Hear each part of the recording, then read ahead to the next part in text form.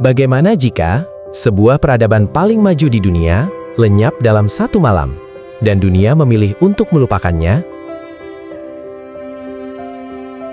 Suara laut selalu menyimpan rahasia. Di kedalaman yang tak tersentuh cahaya, di antara arus dingin dan sunyi yang abadi, ada kisah yang terus hidup. Kisah tentang sebuah peradaban, lebih tua dari sejarah yang kita kenal, lebih maju dari yang berani kita bayangkan. Namanya Atlantis. Kisah ini pertama kali muncul dalam tulisan seorang filsuf Yunani kuno, Plato. Namun, apakah ini sekadar alegori?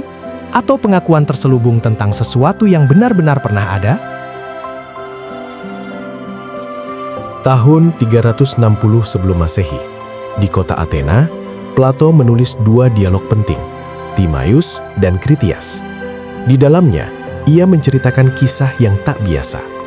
Ada sebuah pulau, lebih besar dari Libya dan Asia digabungkan. Pulau itu, katanya, berada di luar pilar Hercules, yang kini kita kenal sebagai Selat Gibraltar. Di sana berdiri sebuah kerajaan yang kaya, kuat, dan sangat maju, Atlantis. Atlantis bukan sekadar kota, ia adalah simbol kesempurnaan manusia. Bangunan-bangunan tinggi, jalan-jalan tersusun rapi dalam lingkaran konsentris, kanal-kanal air yang mengalir seperti nadi kehidupan. Plato menggambarkan teknologi yang jauh melampaui zamannya. Sistem irigasi canggih, pelabuhan besar dengan kapal-kapal megah, logam misterius bernama orichalcum, lebih berharga dari emas. Namun, di balik kejayaan itu, ada sesuatu yang mulai berubah.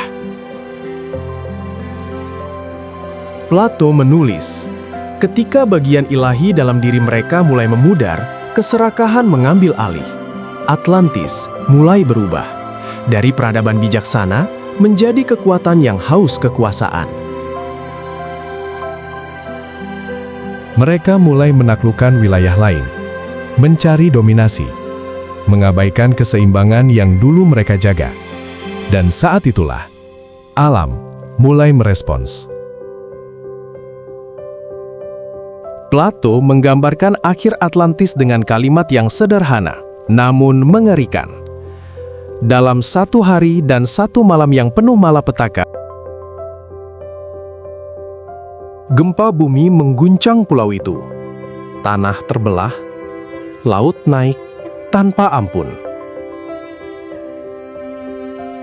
Api dan air bersatu dalam kehancuran. Atlantis hilang, tanpa jejak, tanpa saksi. Hanya tersisa cerita. Selama berabad-abad, kisah Atlantis dianggap sebagai alegori, simbol tentang kesombongan manusia. Namun, tidak semua orang percaya itu hanya cerita.